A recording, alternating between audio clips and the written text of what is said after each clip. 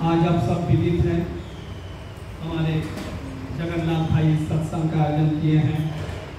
उसका उद्देश्य है, उनके ससुर जी का तबीयत थोड़ा ठीक नहीं है, उनकी सुस्थता एवं उनके परिवार, उनके परिजन, आत्मीय सज्जन सभी का मंगल हो, यही प्रार्थना परम दया के श्री राजकुल चरण में रखता हूँ।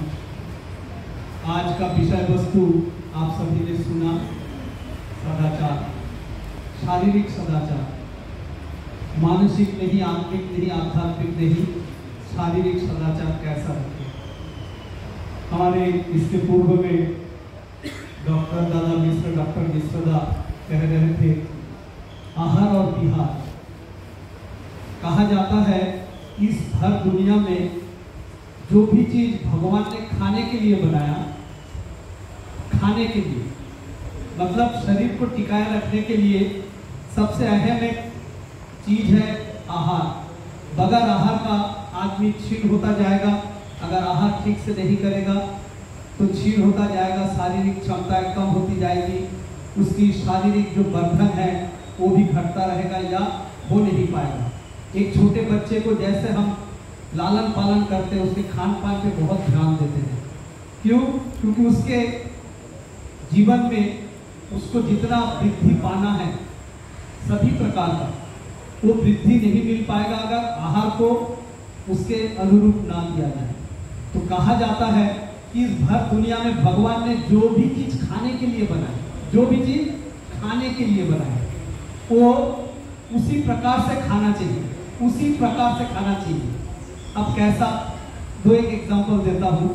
जैसा हम लोग कई बार बीमार पड़ते हैं, डॉक्टर के पास जाते हैं, तो डॉक्टर पूछते हैं आपका खान पान पूछते हैं, तो कहा जाता है अक्सर, मैंने मेरे छोटे समय का मैं बात कहता हूँ, क्या खाते थे?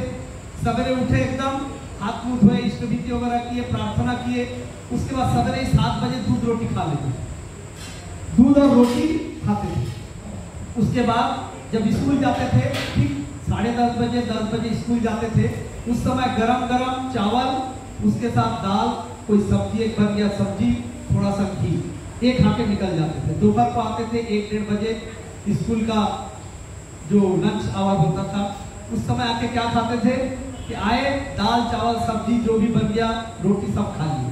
शाम को आए, खेलने चल दिए, या भूख लगी है, घर में कुछ और नाश्ता बना है, पोहा बना है, उपमा बना है, जो भी इस प्रकार का खाए, फिर रात को फिर खाना खाए और सो जाते। देखिए जितने भी प्रकार के हमने खाना खाया सब पका हुआ खाना।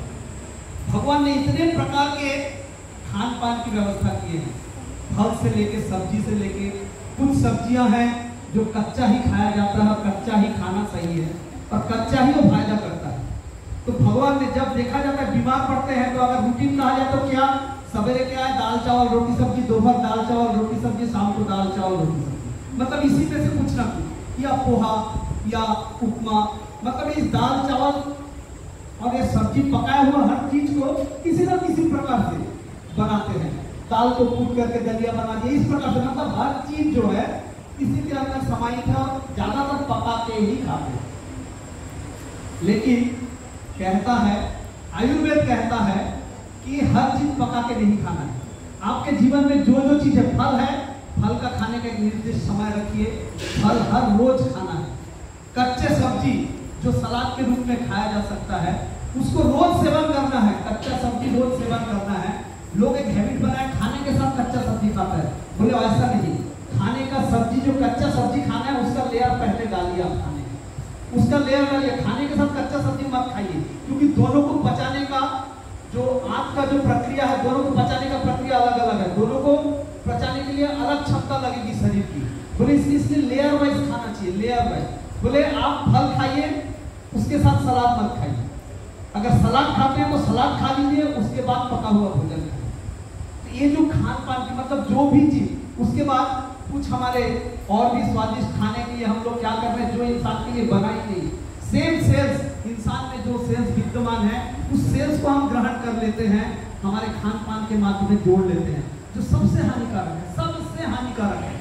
अगर किसी ने जीवन में उसको सुधार कर ले पहला, तो मान के चलिए शारीरिक जो स्वस्थता है या सदाचार है बहुत सारा मेंटेन हो जाएगा।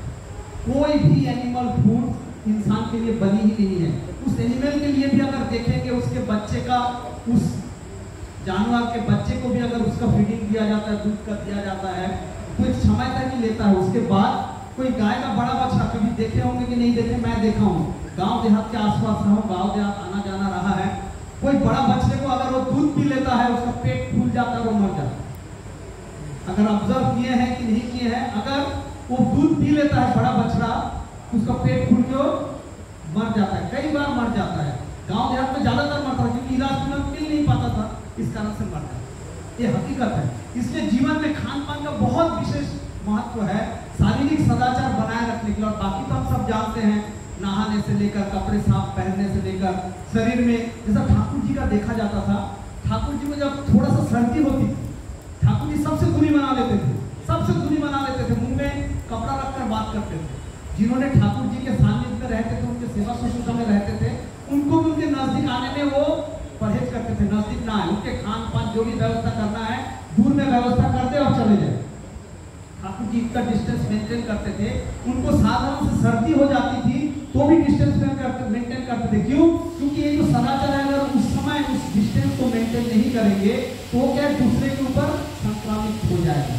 एक जने छींका, देखेंगे अगर इस परिवेश में अगर दो आदमी छींका, धीरे धीरे देखेंगे 3, 4, 5 ऐसा करके लोग बढ़ते चले जाएंगे। क्योंकि वो जो भी उसका विषाणु है, कीटाणु है, जो भी साइंस जो कहता है, वो स्प्रेड हो जाता है हवा में, वातावरण में बहुत अनायास स्प्रेड हो जाता है। इसलिए वो भी सदाचार ठाकुर जी मेंटेन करते थे। जब भी ठाकुर जी नारी नीति में विशेष करके ये सब सदाचार कैसा मेंटेन करना है, एकदम स्पष्ट रूप से माँ लोगों के ऊपर विशेष दायित्व दिए। हर युग में देखा जाए तो माँ लोगों के ऊपर ऐसा भी कहा जाता है, पुरुषों से माँ लोगों को 12 गुण एक्स्ट्रा दिया गया है।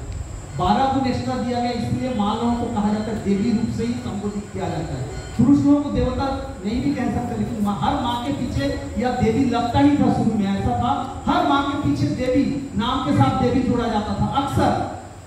लेकिन पुरुष के किसी पुरुष के सामने अभी कभी आप नहीं देखेंगे नाम के साथ, या तो कुमार आ सकता है, कुछ देवता कभी नहीं आता।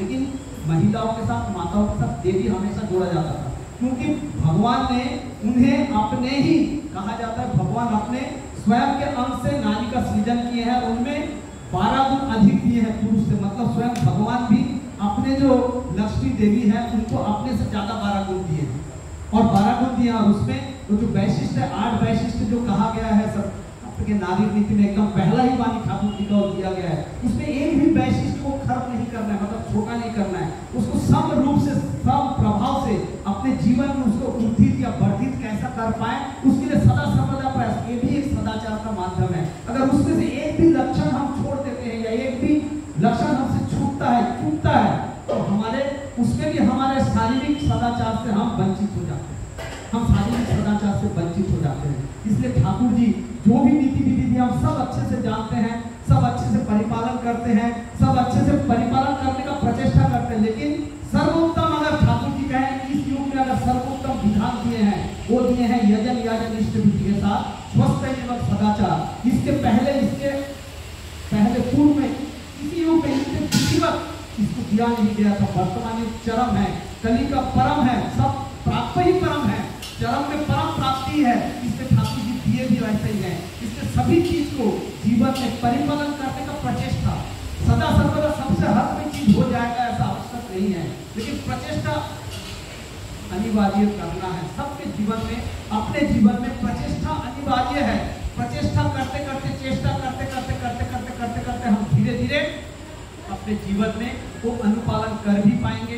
और परमपिता के दया से, परमपिता के आश्रय से अगर उनके नीति विधि को अनुपालन करने के चलने का प्रयास करेंगे, परमपिता भी हमारे सहाय होंगे और परमपिता हमें सहयोग करेंगे कि उनके मार्ग पर हम सटीक रूप से चल पाए। परमपिता सभी के जीवन में शांति दे, स्वस्थ दे, तृप्ति दे, सभी के जीवन आनंद से भरपूर कर दे, सभी के जीवन से रोग शोक रोह दोष विपर्य को दूर करे। यही प्रार्थना परम दयाल के श्री राहुल चरण में रखता हूँ। जय गुरु, जय गुरु, जय गुरु।